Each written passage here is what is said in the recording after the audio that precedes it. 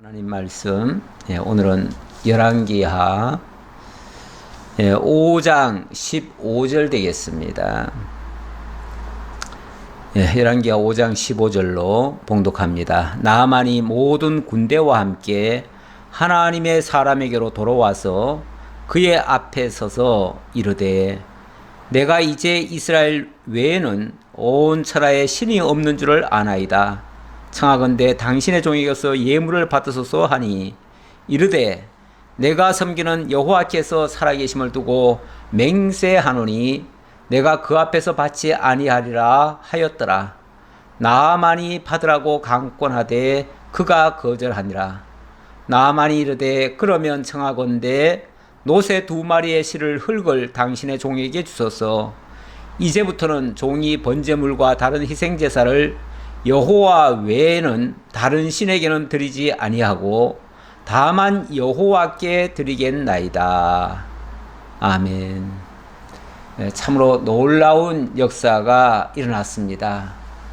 나아만 장군, 아람의 왕의 총애를 받고 있는 이 나아만 장군이 문둥병이 걸려서 이 세상 모든 것을 다 얻은 자였지만 결국은 모든 것을 다 잃게 됐는데 이사야 선자를 만나서 제2의 삶을 살게 되었습니다.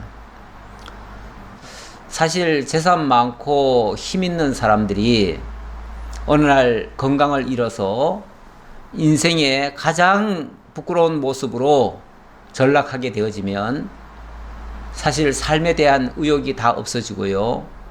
뿐만 아니라 누가 이 몸을 치료만 해준다면 나의 전 재산이라도 거기까지 안 된다면 나의 재산의 절반이라도 다 주겠다, 이런 심정으로 호소하는 경우가 있지요. 그런 경우가 있는데 이 나아만이 바로 그런 입장입니다. 나아만이 엄청난 권세도 가졌고 또 전쟁을 승리로 거둬서 영웅 대접을 받았지만, 그리고 엄청난 부와 명예를 얻었지만, 그러나 문둥병이라고 하는 정말 그 당시의 문둥병은요, 치료가 안 됩니다. 그래서 이거는 신의 저주다, 이렇게 일컬을 만큼 문둥병은 완전히 버려진 자였습니다. 천하를 다 지고도 내 목숨이 없어지면 무슨 유익이 있느냐라고 말씀하셨는데, 그렇죠.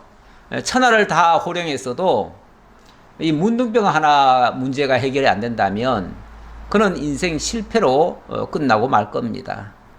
그런데 엘리사를 만나서 너무나 손쉽게 요단강에 몸을 7번 담궜을 뿐인데 몸이 예전처럼 아주 깨끗하게 나았습니다.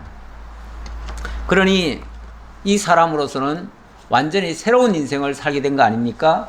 너무나 기쁜 얘기죠. 그래서 이 사람이 너무너무 기뻐합니다. 제가 이 그림을, 이렇게 기뻐하는 그림 하나 가져왔습니다. 나아만이 물속에서 이렇게 깨끗하게 치유함을 받은 모습이죠. 제2의 삶을 살게 됐습니다. 그렇게 되면 무엇이 아깝겠습니까? 자기의 재산 절반이라도 이사에게, 누굽니까? 엘리사에게 주고 싶지요. 그래서 엘리사에게 다시 찾아왔습니다. 와가지고 제가 이제 이스라엘 외에는 온 천하에 신이 없는 줄을 아나이다. 청하건대 당신의 종에게서 예물을 받으소서, 이렇게 말을 했습니다. 다시 말하면 진짜 당신이 믿는 하나님이 진짜 하나님이요, 당신이 믿는 그 하나님 외에는 다른 데는 진짜 신이 없습니다. 이렇게 고백을 했습니다. 이거 하나만 해도 대단하지요. 온 천하에 신이라 일컬어지는 것들이 많은데 유일하게 참신은 하나님 여호와, 엘리사가 믿고 있는 그 하나님 여호와밖에 없습니다 라고 고백했으니 얼마나 귀한 고백입니까? 자, 그러면서 제가 이 예물을 드리오니 이걸 좀 받아주십시오 하고 지난번에 잔뜩 가져온 거 있잖아요. 아마 달구지로 몇 달구지 가져왔을 거예요. 그렇게 가져왔는데 그런데 엘리사의 반응이 어떻습니까?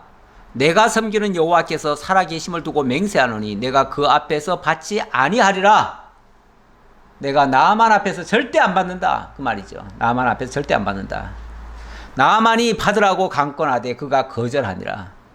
뭐 얼마나 받으라고 했겠어요. 아, 이건 받으셔야 됩니다. 이거는 그냥 단순한 뇌물이 아닙니다. 뭐 별별 소리 해가면서 다 받도록 했겠죠. 그러나 이 엘리사는 벌써 하나님 앞에 맹세까지 했어요. 그랬으니 받을 수가 없지요. 받아서는 안 되는 거죠. 그 받지 않음이 사실은 굉장히 중요한 겁니다. 왜냐하면 그걸 받아버리면은 받는 순간부터는 나아만은 자기 할 도리 다 했다 생각합니다. 물론 엄청난 은혜를 입었기도 했지만 내가 그 값을 지불했다. 그러니 나는 거저 받은 게 아니다. 은혜가 아니다. 그 말이죠. 은혜가 아니고 나는 대가를 지불했다. 원래 대가 지불한 거에는 은혜가 없습니다. 감사함도 이제 다 상쇄돼 버립니다. 없어져 버리죠.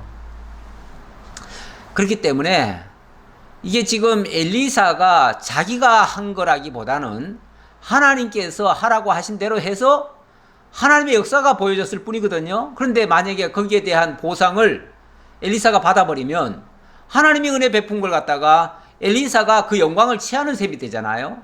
그래서 엘리사는 절대 못 받겠다고 했고, 만약에 그가 정 감사하면은 나중에 하나님을 위하여 뭔가 큰 공헌을 하면 되겠죠. 하나님을 위해서 뭐 희생할 일이 있으면 희생하면 되겠죠.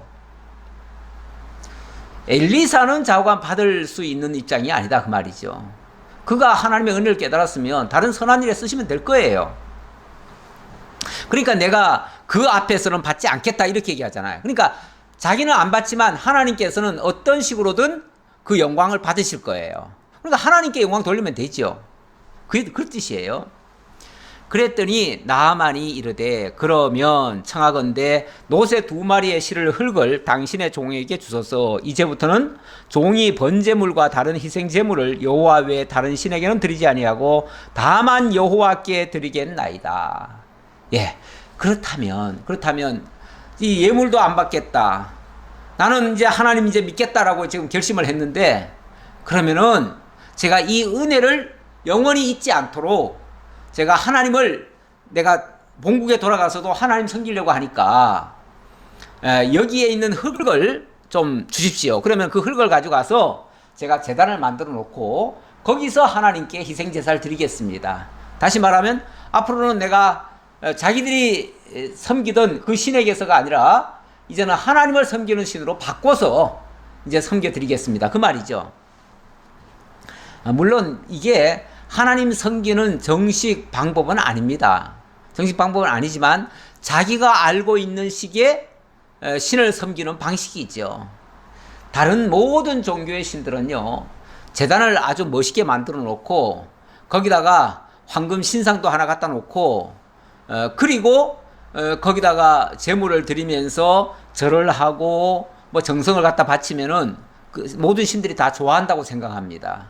그러다 보니까 이방의 신전들은 한결같이 좀 화려하고요, 또 황금을 많이 쓰고요, 그렇게 해서 뭔가 좀 멋있게 꾸며놓고 그렇게 하는데 우리 기독교에서는 그렇게 화려하게 하지는 않지요.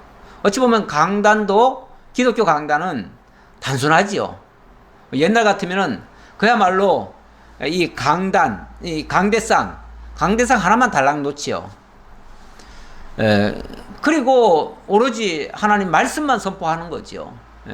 그게 전부입니다. 기독교는 그렇게 단순해요. 근데 다른 종교는 그렇지 않지요. 뭐 교탁 같은 게 있기는 있지요. 있으면서도 그게 중심이 아니에요. 예불이 중심이고 의식이 중심입니다. 그러다 보니까 뭘 갖다가 많이 차려놔야 되고 뭘 갖다가 또 많이 올려드려야 되고, 그러니까 재물도 있어야 되고, 그러다 보니까 재물을 걷어가지고 재물을 넣는 통이 있고 그걸 가지고 또 이 위에다 올려놓고 그걸 위해서 또 축복 기도를 하고 뭐 이런 복잡한 일을 하지요. 그리고 그 제단같이 꾸며놓고 제단 옆에는 또 화려하게 뭔가를 또 만들어 놓지요. 자, 어쨌든 이 나아만은 자기 방식대로 어쨌든 하나님을 섬기겠다라고 고백하는 말입니다. 뭐 잘 섬기고 못 섬기고 건 둘째치고 어쨌든 이방신을 섬기던 자가 하나님만을 섬기겠다고 이 고백하는 것은 대단한 일이죠. 이건 하나님의 놀라운 능력의 역사였습니다. 자, 그러면서 이 사람이 또 한 가지 양해를 구하네요. 무슨 양해입니까? 오직 한 가지 일이 있사오니 여호와께서 당신의 종을 용서하시기를 원하나이다. 곧 내 주인께서 림몬의 신당에 들어가 거기서 경배하며 그가 내 손을 의지하심에 내가 림몬의 신당에서 몸을 굽히오니 내가 림몬의 신당에서 몸을 굽힐 때 여호와께서 이 일에 대하여 당신의 종을 용서하시기를 원하나이다 하니, 어느 나라든지 그 나라에서 섬기는 신들이 있습니다. 우리나라도 옛날에 우리나라 그 왕실에서 섬기던 그 종교가 있었죠. 일종의 그거를 집행하는 자를 국사라 그러고, 그 국사가 집행하는 일에 그 왕도 참여해가지고 거기에 무릎을 꿇고 절을 하고 그렇게 합니다.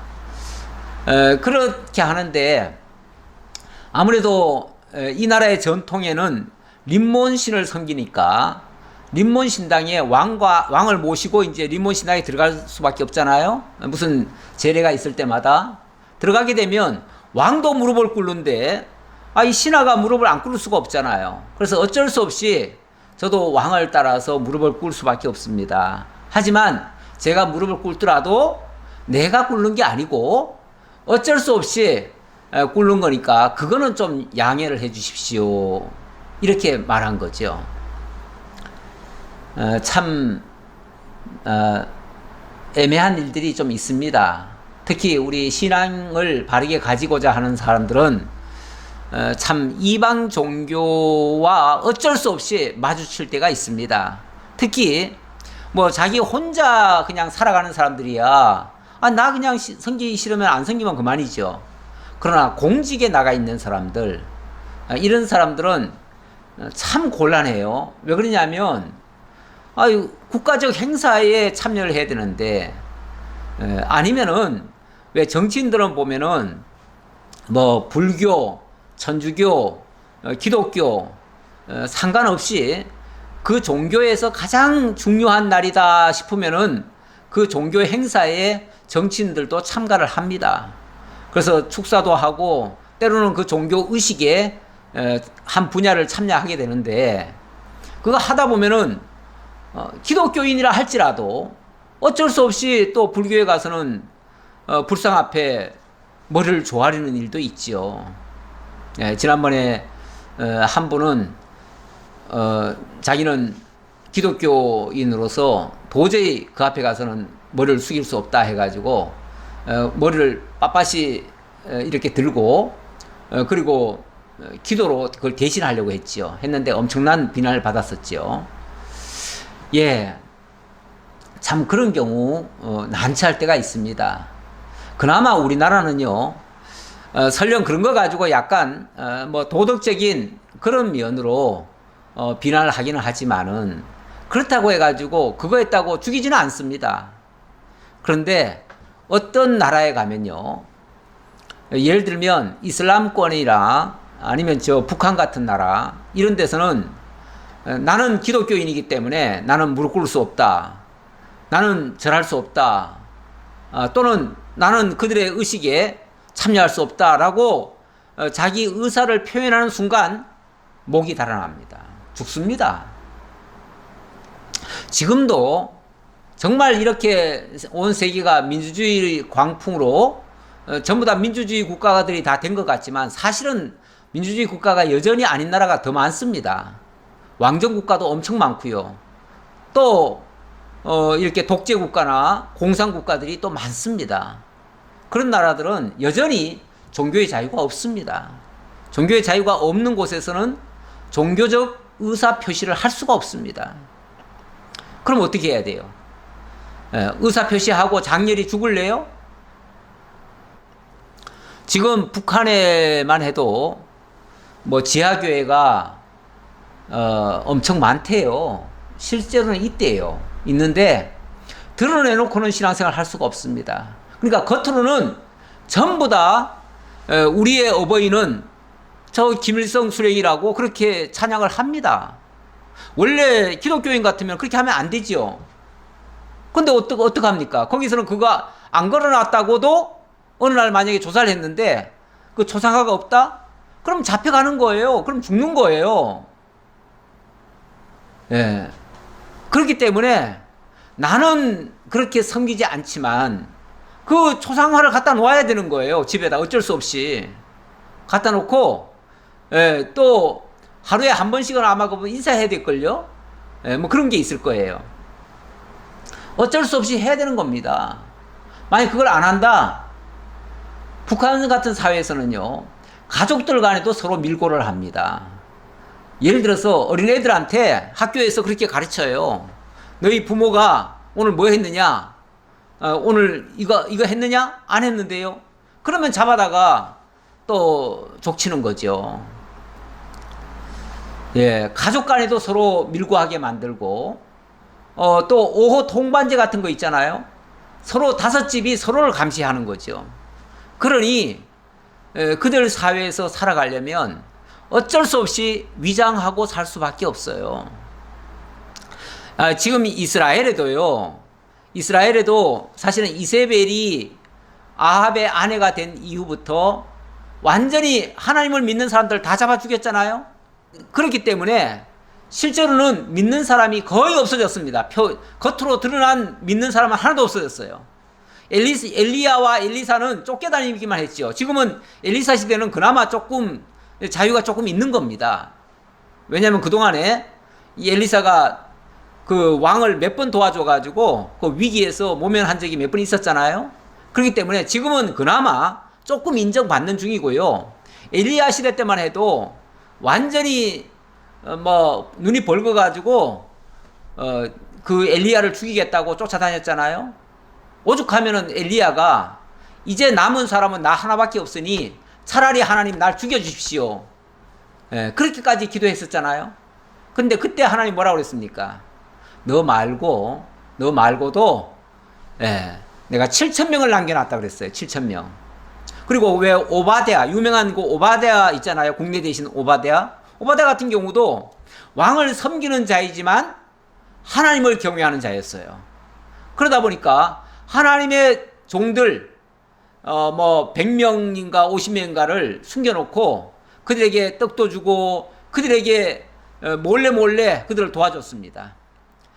그러려다 보니까 겉으로는 어찌 보면 마치 이방신 섬기듯이 그 왕이 하라는 대로 다 했어요. 다 할 수밖에 없어요. 그리고 이면에서는 그 하나님의 선지자들을 살려주고 또 그 교회를 그 얼마 남지 않은 그 교회를 지키는 그 역할을 했던 거죠. 그러면 오바댜를 가지고 배신자라고 또는 우상 숭배했다고 정죄해야 되겠습니까? 저는 꼭 그렇게만은 볼 수 없다고 봅니다. 물론 우리가 타협해서는 안 되겠지요. 불의와 타협해서도 안 되고 우상 숭배와도 타협할 수는 없습니다. 하지만 분명한 것은 우리의 껍데기가 녹아지고 정말 죽어진다 하더라도 알맹이하고는 다른 거거든요. 엄밀하게 말하면. 다시 말하면 우리 육체의 행동이 물론 그 사람의 그 사상과 그 중심 신앙이 그 육체로 표현이 되기도 하지만 그러나 엄밀하게 말하면 육체의 행위가 그의 영혼까지 좌지우지하지는 않습니다. 따라서 그의 영혼은 하나님께서 보호하시면서 하나님을 향한 그 중심에서 떠나지 않게 하시면서 겉으로는 위장하고 그럴 수도 있다 그 말이에요. 그거는 그 시대와 그 사람의 신앙 수준에 따라서 다르긴 하지만 그거를 제3자가 너는 우상과 타협했다 하고서 판단하고 정죄할 일은 아니다. 저는 그렇게 보여집니다. 지금 이 나만을 예를 들어서 제가 말씀을 드린 겁니다. 그랬더니 엘리사가 뭐라고 그럽니까? 19절. 엘리사가 이르되 너는 평안히 가라 하니라. 그가 엘리사를 떠나 조금 가니라. 예, 엘리사도 뭐라고 얘기했습니까? 너는 평안히 가라. 예, 제가 이제부터는 하나님만 섬기겠습니다. 하나님 외에 다른 신은 절대 섬기지 않겠습니다. 하지만 림몬의 신당에 갔을 때는 어쩔 수 없이 왕이 절을 하니 나도 절을 안 할 수가 없습니다. 그거 하나만 양해해 주십시오 라고 했을 때 엘리사가 뭐라고 그랬습니까? 그렇게 하면 안 돼. 그렇게 하면 지옥 가. 이렇게 말하지 않고, 너 그렇게 하면 다시 문둥병 또 들 거야. 이렇게 말하지 않고 평안히 가라. 걱정하지 말고 가라. 그 얘기죠. 예, 이거를 너무 율법에 너무 심취하신 분들은 문자 그대로만 자꾸 얘기를 해요. 그래가지고 우상에겐 타협하면 안 된다 해가지고 일체 불신앙적인 행위를 다 못하게 하죠. 물론 불신앙적인 행위를 일부러 했어야 되겠습니까? 당연히 하면 안 되죠. 그러나 우리가 살다 보면 어쩔 수 없는 상황에 빠질 때도 있는데 그거 가지고까지 정죄해서는 안 된다. 저는 그런 차원에서 말씀드리는 겁니다. 예, 엘리사도 어찌 보면 알았다. 그러니 그거 가지고 너무 염려하지 말고 그냥 가서 네가 깨달은 대로 신앙생활 해라. 그 말이겠죠. 저는 그렇게 보입니다. 자, 그런데 제가 이 지점에서 제가 한마디를 좀 짚고 넘어가겠네요. 왜 갑자기 이방 나라의 장군이, 그것도 어찌 보면 이스라엘로 보면은 원수거든요. 원수지간이에요. 원수의 장군이 이스라엘에 와가지고 문둥병을 치료받고 정말 평안하게 돌아갈 수 있는가? 어떻게 이런 일이 가능한가? 그 말이죠. 이건 무슨 의미인가? 무슨 의미냐가 중요하지요. 구약시대 때 특히 선지자들을 통해서 이루어지는 일들이 우연한 일들이 아닙니다. 사사로운 일들이 아닙니다. 사실은 장차 우리 주 예수 그리스도를 통해서 우리 주 그리스도께서 하실 일에 대한 예표적인 사건이기도 하고요. 그리고 그 당시로 봤을 때도 분명히 그 이스라엘 백성들에게 가르쳐 줄 어떤 메시지가 있는 거예요. 하나님의 메시지가 있는 거예요. 어떤 메시지가 있느냐? 자, 오늘 예수님의 말씀 속에서 그 의미를 좀 찾아보려고 하는데요. 누가복음 4장 27절에 보면 예수님이 이렇게 말합니다. 그때도 아마 그 문둥병 환자를 예수님이 치료해 주면서 하신 말씀일 거예요. 네. 누가복음 4장 27절입니다. 또 선지자 엘리사 때에 이스라엘에 많은 나병 환자가 있었을 때 그 중에 한 사람도 깨끗함을 얻지 못하고 오직 수리아 사람 나만뿐이었느니라. 이 수리아 사람 나만이 바로 여기 본문에 나오는 아람 사람 나만입니다. 이 아람이라고 하는 나라가 나중에 수리아라고 하는 나라가 됐고요. 지금으로 말하면 거기가 시리아입니다. 지금으로 말하면 시리아예요. 예. 그러니까 그때는 아람 사람 나만이었어요. 자, 무슨 얘기입니까? 이스라엘에 수많은 나병 환자가 있었다. 그런데 치유함을 받은 자는 이스라엘에게는 하나도 없었고 오직 저 수리아 사람 나만이 치료를 받았다. 이 말을 하는 거예요. 아니 왜 나만 치료하는데 왜 이스라엘의 나병 환자 얘기를 합니까? 그 말은 나만이 와서 치유받은 것은 이스라엘 자체가 마치 거대한 나라 전체적으로 총체적으로 나병 환자였다. 문둥병이었다. 그 말이죠. 이스라엘이 전부 다 문둥병에 들었었다. 그 말이죠. 그런데 이스라엘에서는 정작 치유함을 받은 자가 없었고 저 이방 사람 나만은 치유함을 입었다. 우리 하나님이 가끔 그런 얘기를 합니다. 내가 너희들에게 베푼 이 은혜를 만약에 저 시돈이나 어디 다른 나라에 벳세다나 이런 데서 만약에 행했다면 그들은 벌써 죄에 앉아서 회개했을 것이다. 그러니까 너희들이 더 강팍했다 그 얘기죠. 너희들이 더 강팍했다. 딴 사람들한테 은혜를 베풀면 그들은 고마운 줄이나 아는데 너희들은 고마운 줄도 모른다 그 말이죠. 예수님이 이스라엘을 구원하러 오셨습니다. 근데 정작 이스라엘 사람들은 예수님이 자기들을 구원하러 오신 것을 알지 못합니다. 그러다 보니까 예수를 자기들 귀찮게 하는 존재로 여기고 예수를 잡아 죽이려고 합니다. 그런데 정작 이 예수님께서 이방인들에게는 그들이 치유함을 받고 그들이 구원을 받게 하는 이런 역사가 있습니다. 그래서 예수님이 그 병자들을 고치고 뭐 할 때 가만히 보면요. 가만히 보세요. 그 환자, 뭐 문둥병 환자, 또 뭐 거기에 치유함을 받은 사람들 가만히 보면 그들이 이스라엘 안에서 유명인이거나 이스라엘 중에서 무슨 권세 있는 자거나 능력이 있는 자거나 이런 사람 하나도 없습니다. 오히려 이방인들 가운데 또는 아주 비천한 사람들 가운데 아니면 이스라엘 사람들이 다 경멸하는 대상들, 다 버린 자들, 그런 자들을 예수님이 가까이 다가가셔서 그들을 치유해 주십니다. 정작 이스라엘을 구원하러 오셨지만 이스라엘은 예수를 거부하고 이방인들은 예수를 환영하는 꼴이 되어버렸어요. 예.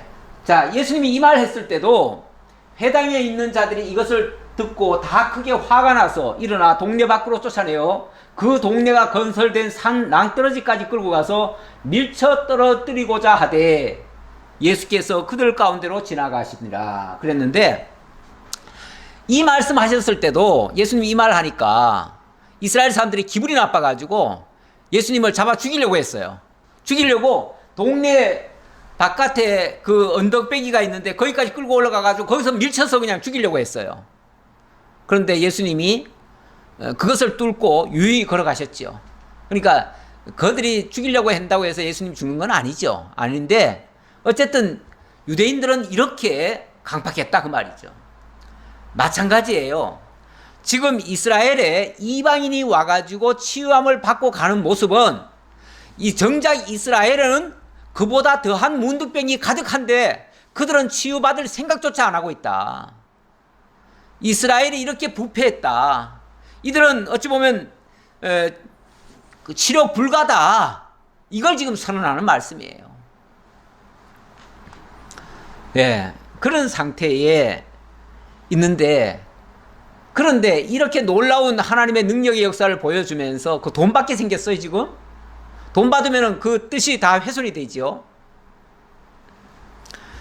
자, 그래서 이제 어쩔 수 없이 나아만이 그냥 갔습니다. 갔는데 그 다음에 무슨 일이 있었냐면 20절로부터 27절에 보니까 게하시는 그 예물을 탐하다가 저주를 받는 장면이 나옵니다.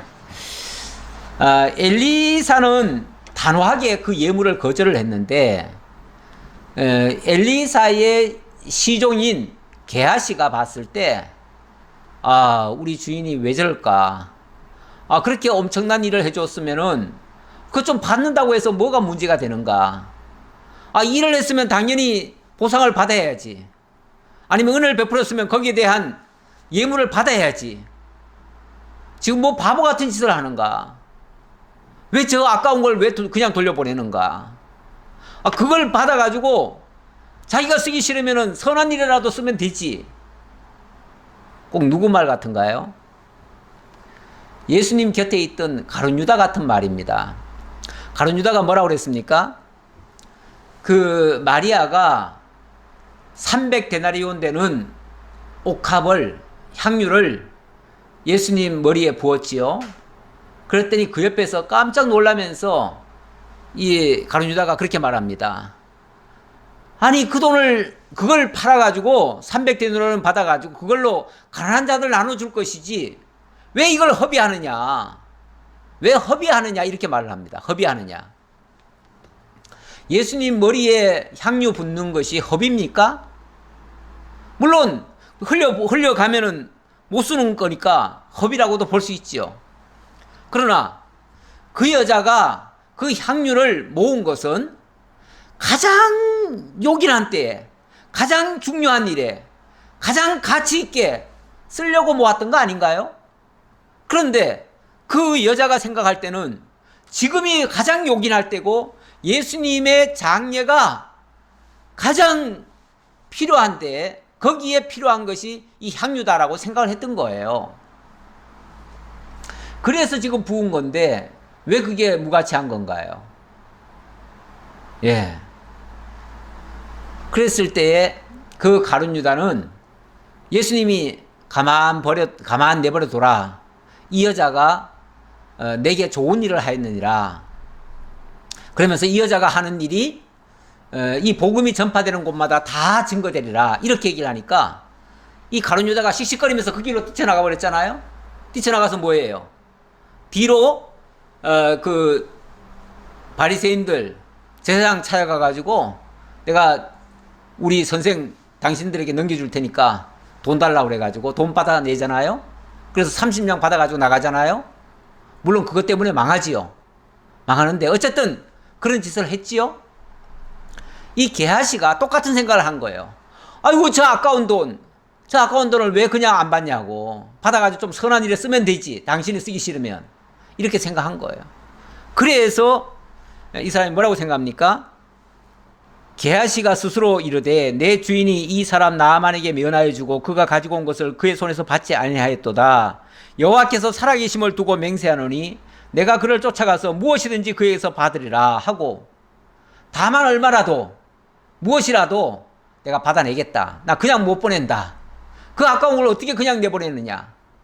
그러면서 이거 하나님 앞에 맹세까지 해가면서 합니다. 여호와께서 살아계심을 두고 맹세하노니 반드시 받아내겠다 그 말이죠. 반드시 받아내겠다. 저거는 그냥 절대 못 보내 그 말이죠. 아니 지 것도 아니면서 뭘 절대 못 보내요. 이렇게 정말 이렇게 하나님 뜻도 모르고 무엇이 선인지도 모르고 이렇게 경거망동하는 사람들이 세상에는 참 많습니다. 물질만 쫓아가다 보면 이런 생각에 빠질 수도 있습니다. 옳고 그름이 분별이 안 될 수도 있습니다. 그래 놓고는 나아만의 뒤를 쫓아가니 나아만이 자기 뒤에 달려옴을 보고 수레에서 내려 맞이하여 이르되 평안이냐 하니 막 뒤를 쫓아갑니다. 뒤를 쫓아오니까 나아만이 보니까 뒤에서 누가 따라오는 거예요. 막 달려오는 거예요. 그래서 보니까 엘리사의 시종인 게하시인 거예요. 그러니까 이 나아만이 내려가지고 정중하게 그를 영접을 합니다. 그를 맞이합니다. 마치 엘리사를 영접하듯이 게하시를 대우를 하는 거죠. 그러니까 어쩌면 엘리사가 보냈다라고 생각을 한 거겠죠. 그렇게 했으니까 엘리사를 대우하듯이 게하시를 대우한 겁니다. 그래서 자기가 손수 내려온 거예요. 마차에서. 자, 그랬더니 그가 이르되 평안하나이다. 우리 주인께서 나를 보내시며 말씀하시기를 지금 선지자의 제자 중에 두 청년이 에브라임 산지에서 내게로 왔으니 청하건대 당신은 그들에게 은 1달란트와 옷 2벌을 주라 하시더이다. 주인 핑계를 댑니다. 우리 주인 엘리사께서 당신에게 은 1달란트와 옷 2벌만 좀 달라고 합니다. 이렇게 얘기를 합니다. 왜 옷 2벌과 그 은 1달란트 얘기하냐면 선지자의 제자 중에 두 사람이 에브라임에서부터 방금 도착했습니다. 방금 도착했는데 그들이 여기서 머물다가 그들이 돌아갈 때면은 우리가 교통비라도 줘야 되는데 교통비 주려면은 은 1달란트가 필요하고 그리고 그들에게 빈손으로 줄 수 없으니까 옷 2벌을 주고 싶습니다. 그러니까 옷 2벌만 주세요. 이렇게 얘기하는 거예요. 요즘은 뭐 옷이 그렇게 귀한 때가 아니라서 옷 그러면 큰 선물이 아닐 수도 있습니다. 근데 옛날에는 참 이 옷 하나도 굉장히 큰 선물입니다. 그래서 뭐 일평생 옷 몇 벌 안 가지고 사는 사람들이 많아요. 어떤 사람들은 그냥 밤낮 그냥 옷 한 벌 가지고 사는 경우도 있어요. 오죽하면은 그 가난한 사람들의 옷을 저당 잡았으면은 저녁이면 돌려보내라고 그러잖아요. 왜냐하면 그 저녁에 그 사람이 그 옷을 안 입으면 밤엔 추워가지고 잠도 제대로 못 자고 그러다가 죽을 수도 있어요. 그러니까 그 사람에게는 그 옷이 그 겉옷이 곧 이불이고 그렇습니다. 그래서 그걸 돌려주라 이런 말도 합니다. 그만큼 옷이 귀하다 그런 뜻이에요. 그랬더니 나아만이 이르되 바라건대 2달란트를 받으라 하고 그를 강권하여 은 2달란트를 2전대에 넣어 매고 옷 2벌을 아울러 그 사환에게 지우매 그들이 게하시 앞에서 지고 가니라. 1달란트만 달라고 그랬더니 그러지 말고 2달란트 가져가라고. 2달란트. 이게 이제 게하시 그림입니다. 이게 나아만 장군이고 뒤에는 나아만의 신하들이죠. 신하들인데 한 달란트가 약 34kg입니다. 굉장히 많지요. 은이 34kg면 얼마나 많겠습니까? 거기에다가 옷도 2벌을 달라고 했습니다. 그런데 이 1달란트만 가져가지 말고 2달란트 가져가라. 2달란트. 그 말은 쉽게 말하면 엘리사가 1달란트 달라고 했으니 너는 그냥 1달란트 갖다 드리고 그러면 나머지 1달란트는 네가 써라. 그 얘기겠죠. 예. 그 심부름 왔으니까 심부름 값도 주는 거죠. 아마 그렇게 하는데 2달란트를 무슨 수로 가져갑니까? 아유 그렇게까지 못 가져갑니다니까. 걱정하지 마라. 내 신하 2를 보낼 테니까 이 신하 2 사람이 1달란트씩 지고 가고 너는 옷이나 하나 들고 가라. 이렇게 얘기한 거죠. 자, 그렇게 해서 이제 은 2달란트를 얻어가지고 이제 돌아왔습니다. 돌아오는데 언덕에 이르러서는 게하시가 그 물건을 2 사환의 손에서 받아 집에 감추고 그들을 보내 가게 한 후 언덕이 넘으면은 이제 그 동네로 이제 들어온 거 아니겠어요? 예, 옛날에는 이제 모르겠어요. 이게 지형이 다 다를 수도 있겠지만은 보통 어느 마을이라고 하는 거는 분지 같은 데에서 보통 마을이 있습니다. 그러니까 그 마을에 들어가려면 언덕을 넘어야 들어갈 수가 있는데 이제 이 엘리사가 사는 동네가 저기라면은 거기 이제 언덕을 넘을 때쯤 돼가지고는 이제 너희들 여기까지 와줬으니 고맙다. 이제 다 됐다. 우리는 이제 여기서 내려가면 되니까 너희들 먼저 그냥 돌아가라. 그래가지고 돌려보냈다는 거예요. 돌려보내고는 자기는 그걸 가지고 자기 집에다가 숨겨놓은 겁니다. 아마 그 언덕 가까이에 자기 집이 있었던가 봐요. 그러니까 거기다 숨겨놓고 그리고 25절 들어가 그의 주인 앞에 서니 엘리사가 이르되 게하시야 네가 어디서 오느냐 하니 대답하되 당신의 종이 아무데도 가지 아니하였나이다 하니라. 아무데도 가지 아니하였나이다 하니라. 아무데도 안 갔다고 하면 그대로 믿을까요? 그게 말이 맞는 말일까요? 예. 그랬더니 엘리사가 이르되 한 사람이 수레에서 내려 너를 맞이할 때 내 마음이 함께 가지 아니하였느냐. 지금이 어찌 은을 받으며 옷을 받으며 감남원이나 포도원이나 양이나 소나 남종이나 여종을 받을 때이냐. 분명히 이 게하시가 받은 것은 은 2달란트와 그리고 옷 2벌이었잖아요.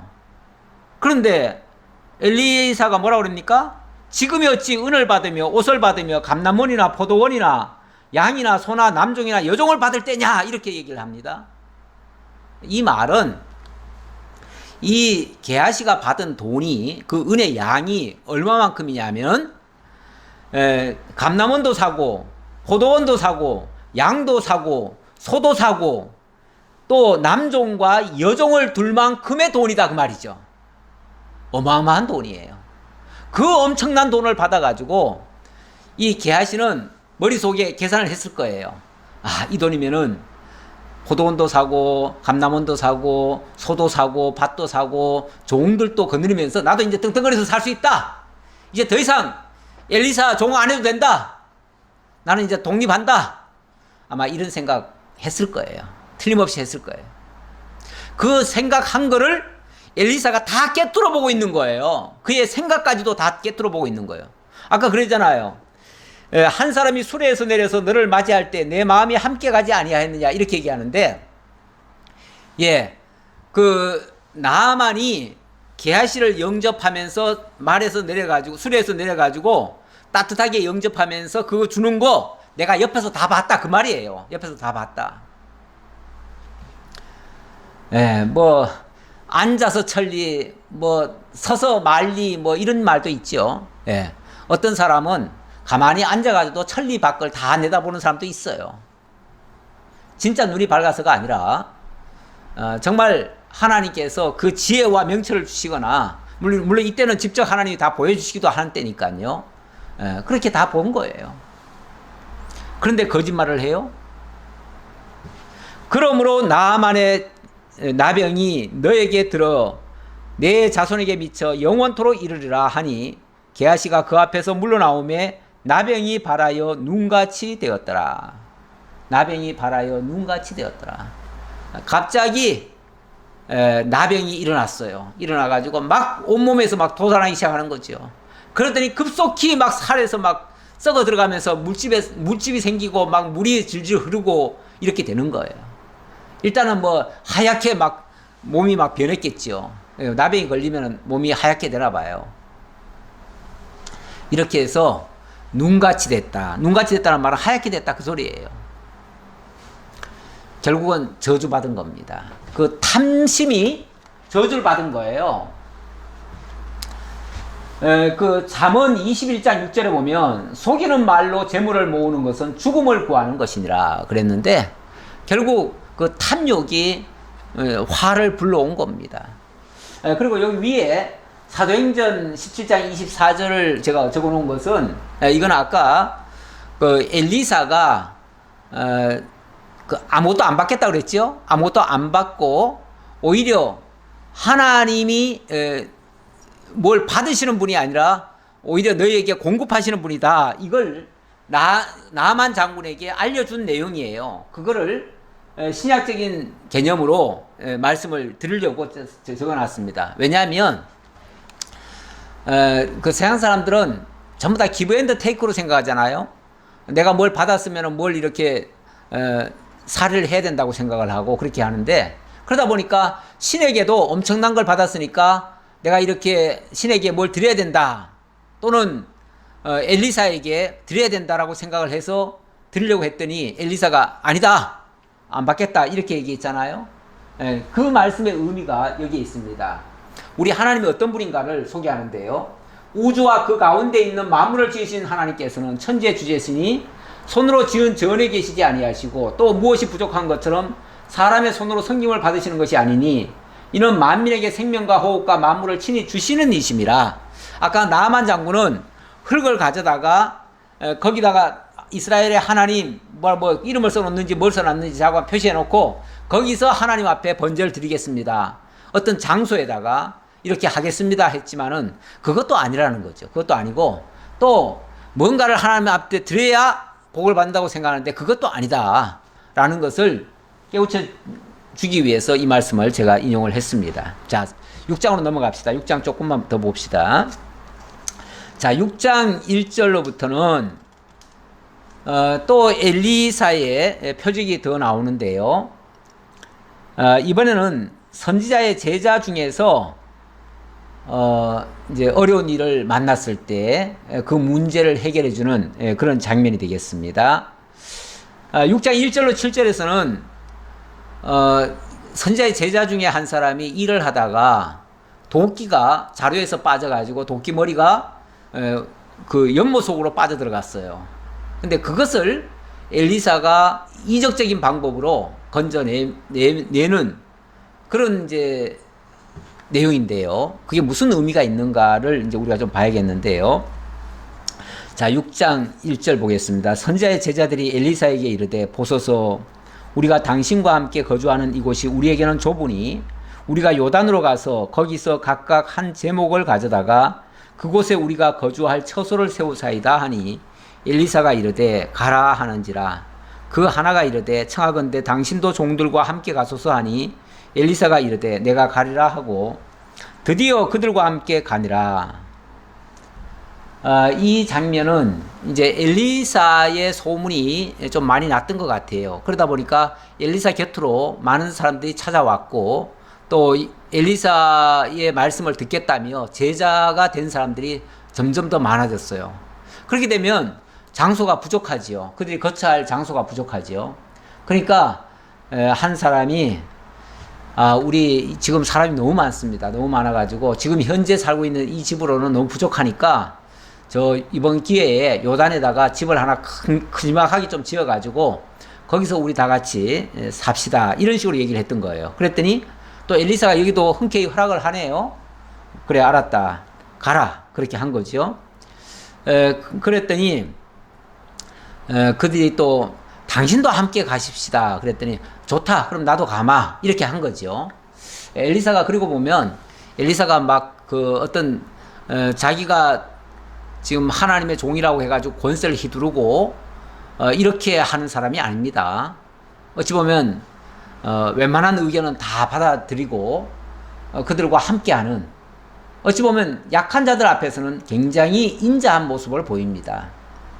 강한 자, 예를 들면 왕이나 이 고위직에 있는 사람들한테는 아주 단호하게 얘기합니다. 단호하게 얘기하면서도 이렇게 연약한 사람들에게는 너무나 자상한 모습을 보이는 그런 모습이 있지요.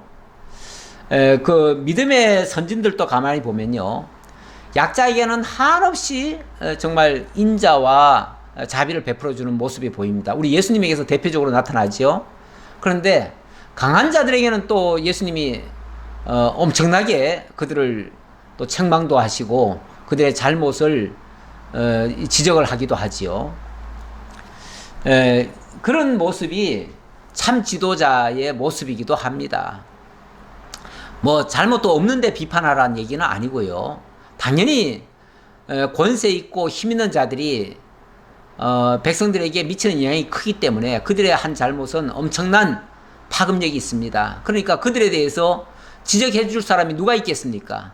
일반 백성들이 그들을 상대로 해서 잘못을 지적하겠습니까? 못하지요. 만약에 그들이 잘못이 있으면은 그들의 잘못을 지적해 줄 자는 그래도 믿음의 사람들밖에 없지요. 세례요한 같은 경우도 사실은 그 당시 헤롯 대왕에게 얼마나 직언을 했습니까? 헤롯 대왕이 잘못을 하니까 거기에 대해서 책망을 하기도 했잖아요. 물론 그러다가 목잘림을 당했지만요. 뭐 선지자가 곧 죽어도 할 말을 하지요. 잘못을 지적하기도 하고요. 그러면서도 또 백성들에게는 한없이 또 인자를 베풀지요.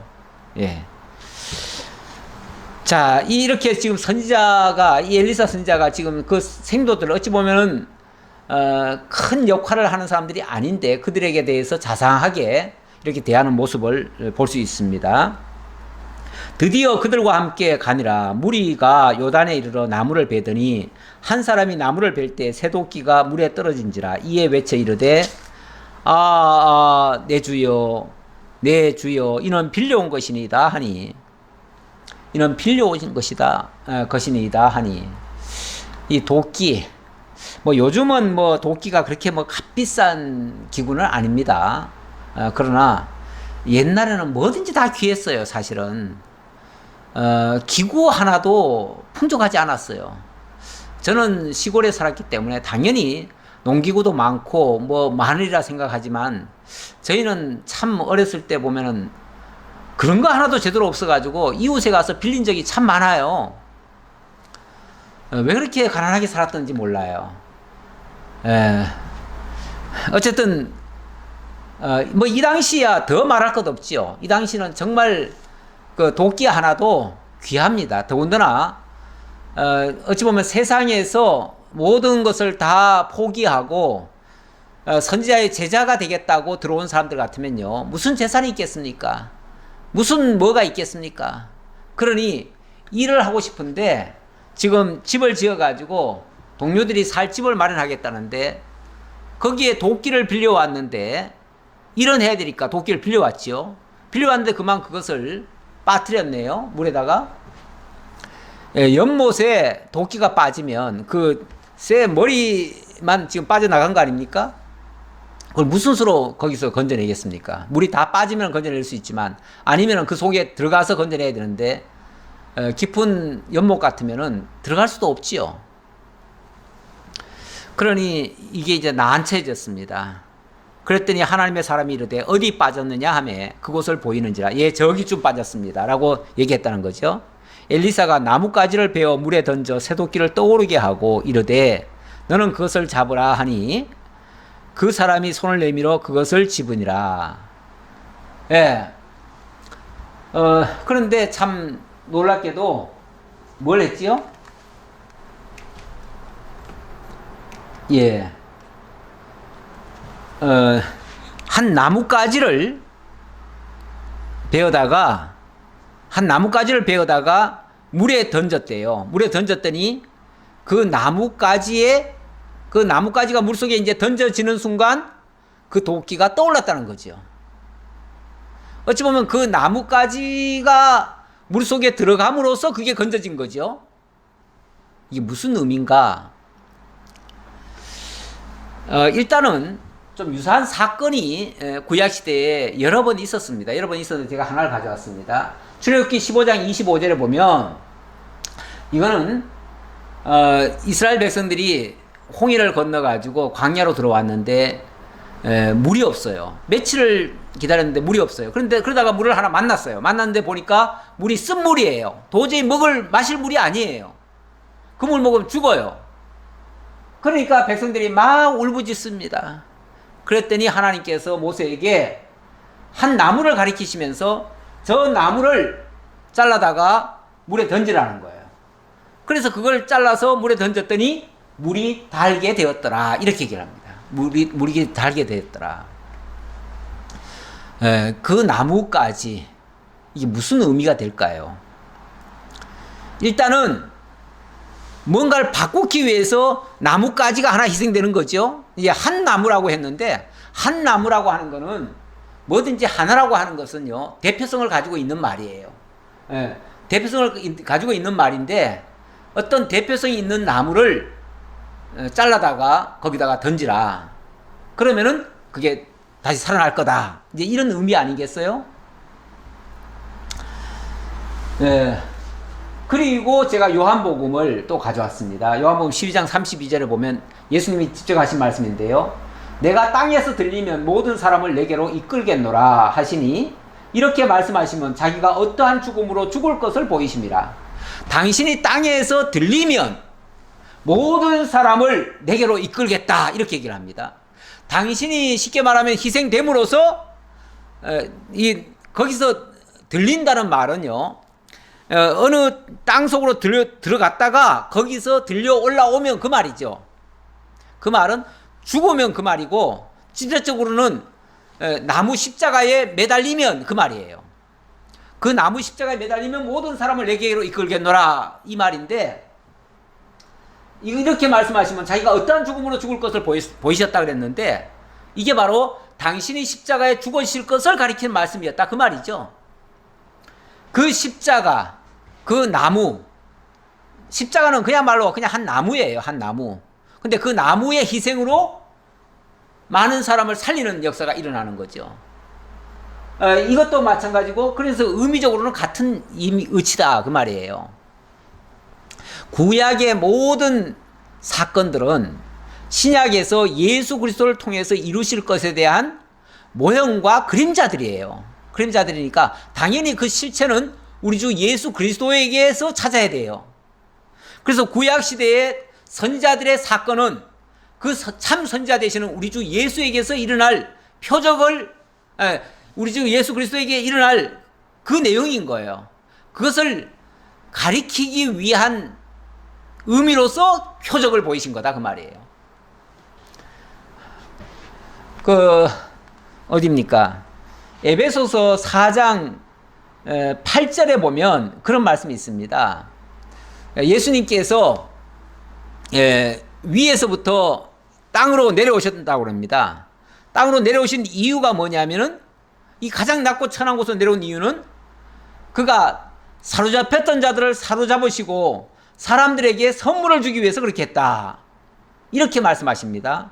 그 말이 무슨 소리냐면 예수님이 이 땅에 내려오신 이유가 이 땅의 죄와 사망 가운데 죽었던 자들을 살리기 위한 거다 그 말이죠.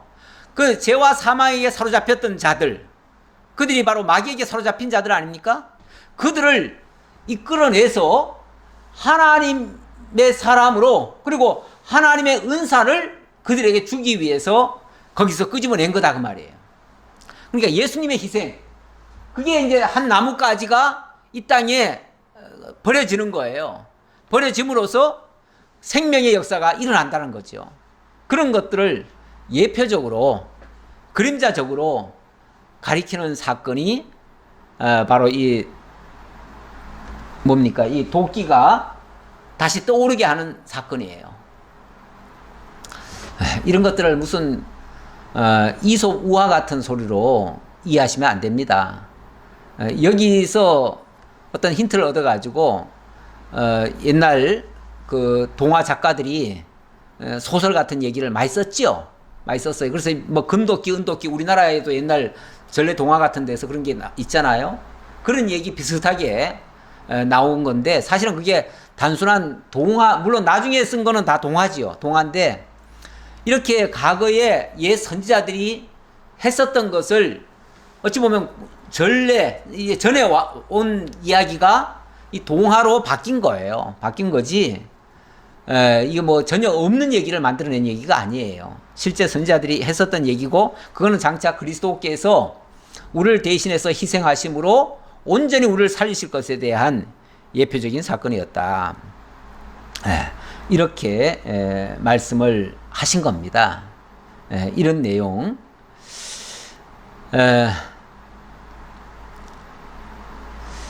자, 오늘은 여기까지 보도록 하지요.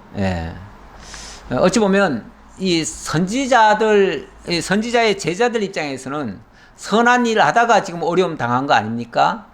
그런데 그럴 때에 정말 엘리사가 그 문제를 해결했지요. 우리 주님께서 우리에게 주시는 모든 어려운 문제도 사실은 우리 주님께서 다 대안을 가지고 우리에게 주시는 사건일 수 있습니다. 그래서 우리가 선한 일을 하다가 낙심하지 말라고 그러죠. 왜냐하면 그 어려운 문제에서 하나님이 다 책임져 주시고 다 해결해 주신다. 그런 교훈도 오늘 이 사건에서 볼 수가 있습니다. 우리 하나님 책임져 주시고 모든 역사 해주실 것으로 믿고 어떤 경우에도 낙심하지 말고 힘차게 나아가시는 우리 모두가 되었으면 좋겠습니다. 아버지 하나님 감사합니다. 오늘도 하나님 저희와 함께 하시며 구약시대 때 엘리사 시대 때 있었던 표적을 가지고 우리 주님께서 우리에게 행하신 일이 어떤 일인지 다시 한번 일깨움을 받았습니다. 아버지 하나님, 구약의 사건들이 우연한 사건이 아니고 죄악된 자들, 바로 우리의 죄악들을 고발하고 이 세상이 마치 문둥병처럼 그렇게 되었다는 사실을 직시해주는 그런 내용임을 깨달았습니다. 그래서 우리가 이 땅에서 찾아보면 참 진리를 찾기가 어렵습니다. 아모스 선지자는 세상에 양식이 없어서 가란 것이 아니고 하나님의 말씀을 찾지 못해서 가라다고 했습니다. 지금 시대가 바로 그 영혼의 갈급함을 느끼는 시대입니다. 이런 시대에 우리 주님께서 저희와 함께 해주실 줄 믿습니다. 저희에게 늘 영적인 문둥병에서 우리 주님의 희생으로 온전한 새롭게 되는 갱생의 삶이 저희들에게서 일어날 수 있도록 역사해 주옵소서. 그리하여 늘 하나님의 은혜를 깨닫고 찬양하는 저희들의 삶이 되게 하옵소서. 예수님 이름으로 기도하옵나이다. 아멘.